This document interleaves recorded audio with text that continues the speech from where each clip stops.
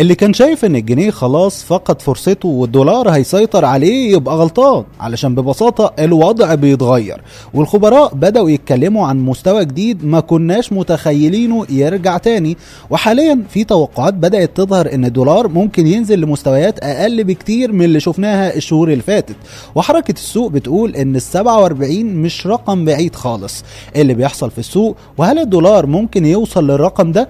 كل دي تفاصيل هتعرفها معانا في الفيديو ده. في كلام كتير اليومين دول عن ان الجنيه المصري هيتحسن قدام الدولار قبل نهاية السنة، يعني الدولار بدل ما هو حوالين 49.5 ممكن ينزل ل 47 أو 48 جنيه على آخر 2025. اللي قال كده الخبير الاقتصادي هاني جنينة، وأكد أن السبب الرئيسي في التوقعات دي هو أن الدولار نفسه بيضعف عالميا، خاصة قدام اليورو اللي يعتبر من أهم العملات في تعاملات مصر.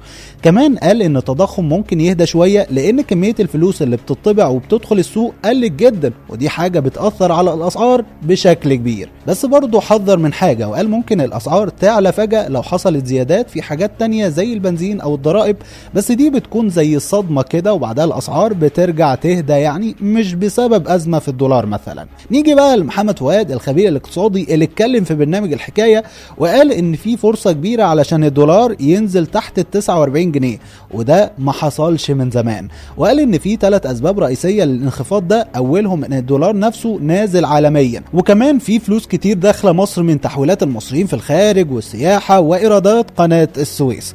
وغير كده امريكا ممكن تقلل سعر الفايده، فده بيقلل اغراء الناس تشتري دولار. بس برضو نبه لنقطه خطيره، وقال ان في حاجه اسمها الاموال الساخنه، ودي فلوس دخلت مصر تدور على فايده عاليه بس ممكن تخرج فجاه وتسبب أزمة زي ما حصل قبل كده في 2023. مش بس كده، أحمد معطي الخبير الاقتصادي اتفق معاهم وقال إن الدولار كمان عالميا بيشهد تراجع ومؤشره نزل تحت 97 نقطة، وده بيزود توقعات انخفاض سعره عالميا. وبيتوقع إن الدولار ينزل كمان في السوق المحلي ويوصل لما بين 48 و 49 جنيه الفترة الجاية، وده راجع لأسباب كتير مع بعض. أولها إن الأوضاع السياسية على مستوى العالم واللي كانت سبب في ارتفاع الدولار خلاص هديت. كمان تحويلات المصريين من بره زادت وسجلت وفرة ملحوظة في الدولار، ومعها كمان قطاع السياحة بدأ ينتعش. يعني بالمختصر في أمل إن الجنيه يتحسن والدولار ينزل، بس لازم الدولة تستمر في تثبيت الاقتصاد وتزود الإنتاج علشان التحسن ده يفضل مستمر ومش مجرد حاجة مؤقتة.